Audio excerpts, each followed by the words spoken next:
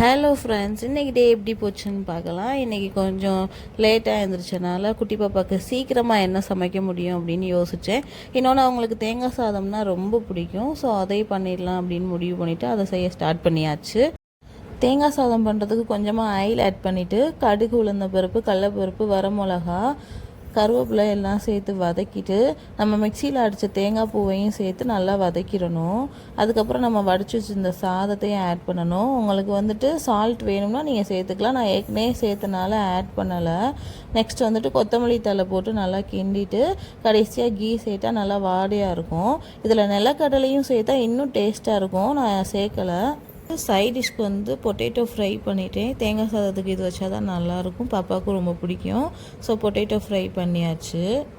இன்றைக்கி லேட்டானால சிம்பிளாகவும் டேஸ்ட்டாகவும் பாப்பாவுக்கு லஞ்ச் ப்ரிப்பேர் பண்ணியாச்சு. ஸ்நாக்ஸுக்கு பாப்பா அச்சு முறுக்கு தான் வேணும்னு கேட்டால், ஸோ அச்சு முறுக்கே இன்றைக்கி ஸ்நாக்ஸுக்கு கொடுத்து விட்டாச்சு.